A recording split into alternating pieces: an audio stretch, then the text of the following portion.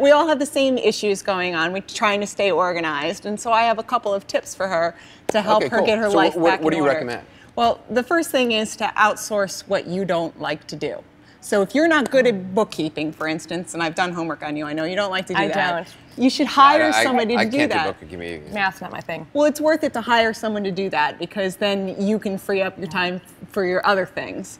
So in the long run, that's a great thing to do. So this is something really for all moms out there who also have businesses can get advice from. So really kind of admit what your weakness is. Yeah, I should admit the things that you can't do and aren't good at and outsource those. Okay. The other thing you say is to hire or to use your phone as an assistant or hire your phone as an assistant? What does that mean? Yes. Well, see, I'm glad that I partnered with Microsoft Office because everything you need can just go on your phone instead of those 1,000 colorful Post-it notes. So for instance, I'm a writer. If I'm writing something at home, you're never completely at home and never completely at work, right? Right. So what I'll do is I'll put it up in the Sky Drive so that I can pull it down. It's up on the internet, it's free. And I can pull a file that I'm working on and see it on my phone. So you don't use Post-it notes at all? No, not at all, because I would lose those. I would put them in the washer. So I am old school where I write everything out. Like I'm at school taking notes. Right. Well, one of the things you can do that I do is I use Outlook, and there's tasks on there, so you can remind yourself that way, and you can put a timer on it so it reminds you, boom, I've got to do this.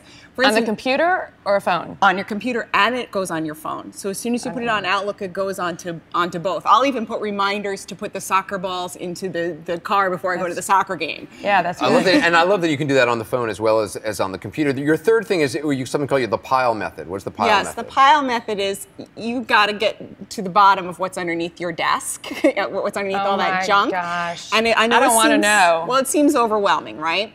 So what I do is I take like 14 or 15 minutes, 14 seems much less than 15, and I just whip around, and I have 3 containers that I put in. The first one will be throwaway, things that you really don't need. And the second will be the file pile that you hopefully hire your 12-year-old to file things for you because you don't like to file. And then the third thing is I call it do yesterday, because you'll be like, oh my God, I forgot to do that, I forgot to send this in, and those are the things you have to take care of right away. I should show you my desk, because my desk right now is just a pile. It's just one big pile. So I like this idea of having of just stuff I'm supposed to get to, and I just never really get to. And then it'll be covered in dust, and you'll find it 3 months later. Right, and then months from now, I'll just throw it all out because it's so obsolete at this point. Right. And there's lots of angry people. That's what, like you as well. Absolutely. All right, so we'll try this method maybe together, and you can tell me if this actually works, the pile method.